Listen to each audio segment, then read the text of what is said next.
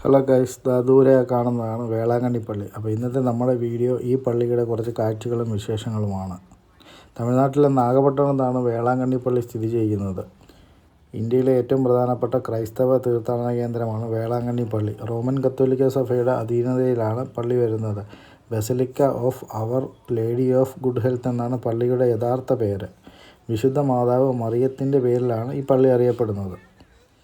ഇവിടെ എല്ലാ ദിവസവും രാവിലെ 5 മണിക്ക് പള്ളി തുറക്കും. 5:45 ആദ്യത്തെ കുർബാന. പിന്നെ നിശ്ചിത സമയം ഇടവിട്ട് കുർബാനകളും. രാത്രി 9 മണിക്ക് പള്ളി അടയ്ക്കുകയും ചെയ്യും. ഇവിടെ പ്രധാനമായിട്ടും മലയാളം, തമിഴ്, കന്നഡ, തെലുങ്ക്, ഇംഗ്ലീഷ് എന്നീ ഭാഷകളിലാണ് കുർബാന. നൂറ്റാണ്ടുകളുടെ പഴക്കമുള്ള ഈ പള്ളിയുടെ ചരിത്രത്തെപ്പറ്റി പറയുന്നത് മാതാവിൻ്റെ അത്ഭുത ദർശനവുമായി ബന്ധപ്പെട്ടിട്ടാണ്.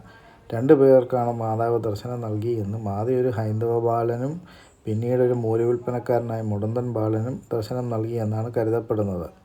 അപ്പോൾ ആ മൂല വിൽപ്പനക്കാരൻ പയ്യൻ്റെ മുടന്തു മാറി എന്നും അങ്ങനെ ആ പയ്യൻ ജോലി ചെയ്തിരുന്ന സ്ഥാപനത്തിൻ്റെ മുതലാളി ഇവിടെ ഒരു പള്ളി നിർമ്മിച്ചു എന്നുമാണ് പറയപ്പെടുന്നത്. ഇതിവിടെ മാതാവിൻ്റെ രൂപവും വഹിച്ചുകൊണ്ടുള്ള പ്രദക്ഷിണമാണ്.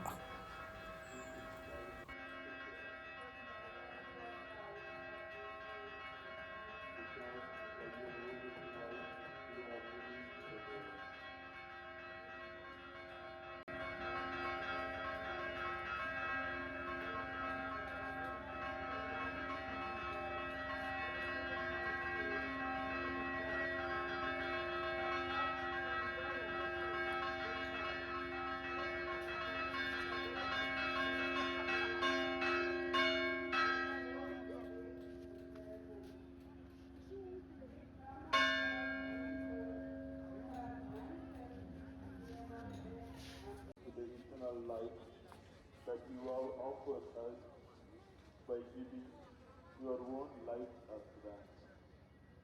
May we have a portion of this each time we receive you in Holy Communion.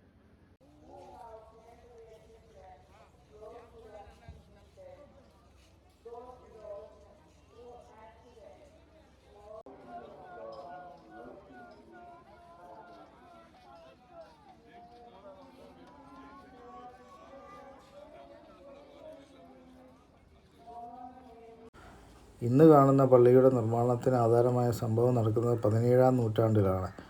17-ാം നൂറ്റാണ്ടിൽ ബംഗാൾ ഉൾക്കടലിൽ ഒരു കടൽക്ഷോഭം ഉണ്ടാവുകയും അങ്ങനെ അതുവഴി വന്ന കപ്പൽ ആ കടൽക്ഷോഭത്തിൽ പെടുകയും അത് വേളാങ്കണ്ണി തീരത്തടിക്കുകയും അത്ഭുതകരമായിട്ട് ആ കപ്പലിലുണ്ടായിരുന്ന ആളുകൾ രക്ഷപ്പെടുകയും ചെയ്തു എന്ന് പറയുന്നു.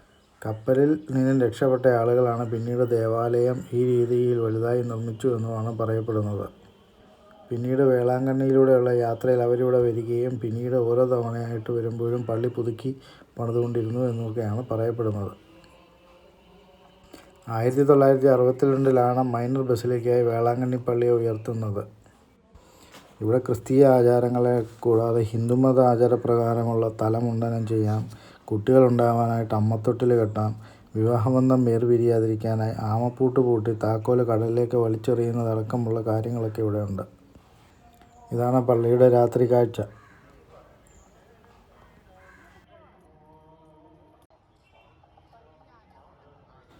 ഇനി നമുക്ക് അങ്ങ് ദൂരെ ഒരു യേശുവിൻ്റെ വലിയൊരു പ്രതിമയുണ്ട്. നമുക്കിനി അത് കാണാൻ വേണ്ടി പോവാം. ഈ കാണുന്നതാണ് യേശുവിൻ്റെ പ്രതിമ.